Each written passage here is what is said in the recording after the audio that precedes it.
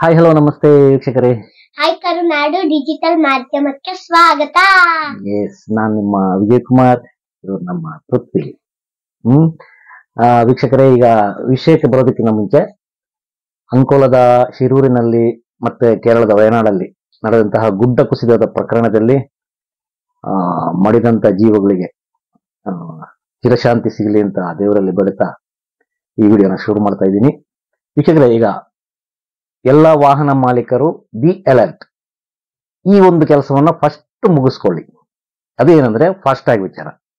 Fast tag ಅಲ್ಲಿ ಕೆಲವೊಂದು ಅಪ್ಡೇಟ್ಗಳು ಬಂದಿದೆ. ಆಗಸ್ಟ್ 1ರಿಂದ ಫಾಸ್ಟ್ ಟ್ಯಾಗ್ ಅಲ್ಲಿ ಕೆಲವೊಂದು ಅಪ್ಡೇಟ್ಗಳಿದೆ, ಅದನ್ನ ಗಮನವಿಟ್ಟು ಕೇಳ್ಕೊಳ್ಳಿ.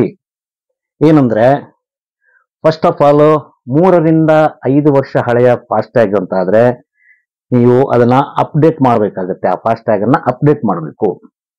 ಅಪ್ಡೇಟ್ ಅಂದ್ರೆ KYC ಅಪ್ಡೇಟ್ ಮಾಡಬೇಕಾಗತ್ತೆ. 5 ವರ್ಷಕ್ಕಿಂತನೂ ಹಳೆಯ ಫಾಸ್ಟ್ ಟ್ಯಾಗ್ ಅನ್ನು ಬದಲಾಯಿಸತಕ್ಕದ್ದು ಅಂದ್ರೆ ಹೊಸದಾಗಿ ಫಾಸ್ಟ್ ಟ್ಯಾಗ್ ಹಾಕ್ಬೇಕಾಗುತ್ತೆ.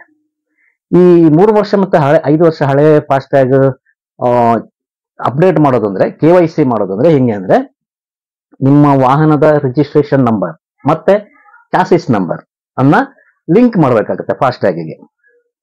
ಸೊ ತುಂಬಾ ಸುಲಭದ ಕೆಲಸ ಅದು, ಅದೇನು ದೊಡ್ಡ ವಿಚಾರ ಅಲ್ಲ.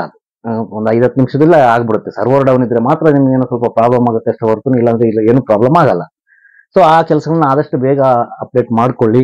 ಆಮೇಲೆ ಹೊಸ ವಾಹನ ಮಾಲೀಕರಾದರೆ ಅಂದ್ರೆ ಹೊಸ ವೆಹಿಕಲ್ ಖರೀದಿಸಿ ನೀವು ಪರ್ಚೇಸ್ ಮಾಡಿದೀರಾ ಅಂದ್ರೆ, ನಿಮ್ಮ ವಾಹನವನ್ನು ಖರೀದಿಸಿದ 90 ದಿನಗಳಲ್ಲಿ 90 ಡೇಸ್ ಅಂದ್ರೆ 3 ಮಂತ್ಸ್, 3 ತಿಂಗಳಾಗುತ್ತೆ. 3 ತಿಂಗಳಲ್ಲಿ ನಿಮ್ಮ ನೋಂದಣಿ ಸಂಖ್ಯೆಯನ್ನು ಅಪ್ಡೇಟ್ ಮಾಡಬೇಕಾಗುತ್ತೆ ಫಾಸ್ಟ್ ಟ್ಯಾಗಿಗೆ. ಓಕೆ, ಅದೊಂದು ರೂಲ್ಸ್. ಆಮೇಲೆ ಫಾಸ್ಟ್ ಟ್ಯಾಗ್ ಪೂರೈಕೆದಾರರು ಇದ್ದಾರಲ್ಲ, ಅಂದ್ರೆ ಫಾಸ್ಟ್ ಟ್ಯಾಗ್ ಅನ್ನ ಸಪ್ಲೈ ಮಾಡುವುದು, ತಮ್ಮ ಡೇಟಾಬೇಸ್ಗಳನ್ನು ನಿಖರವಾಗಿ ಪರಿಶೀಲಿಸುವ ಮತ್ತು ನವೀಕರಿಸುವ ಅಗತ್ಯವೂ ಇದೆ ಇದರಲ್ಲಿ, ಈ ಒಂದು ರೂಲ್ಸ್ ಅಲ್ಲಿ. ಈ ರೂಲ್ಸ್ ಇವತ್ತು ಆಗಸ್ಟ್ 1ರಿಂದ ಶುರು ಆಗ್ತಾ ಇದೆ. ಹೊಸದಾಗಿ ಬಂದಿರೋ ಅಪ್ಡೇಟ್ಗಳು ಆಗಸ್ಟ್ 1ರಿಂದ 2 ತಿಂಗಳು ಟೈಮ್ ಕೊಟ್ಟಿದ್ದಾರೆ ನಿಮ್ಗೆ ಅಪ್ಡೇಟ್ ಆಗಕ್ಕೆ. ಅಂದ್ರೆ ಅಕ್ಟೋಬರ್ 31ರವರೆಗೂ ಟೈಮ್ ಇದೆ.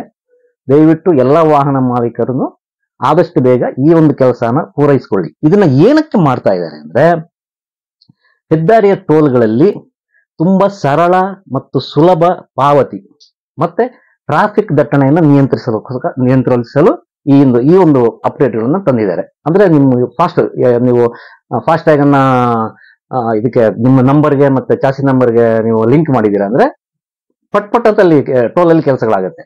ನೀವು ಅಲ್ಲಿ ನಿಂತ್ಕೊಂಡು ಇದು ಮಾಡೋ ಅವಶ್ಯಕತೆನೇ ಇಲ್ಲ.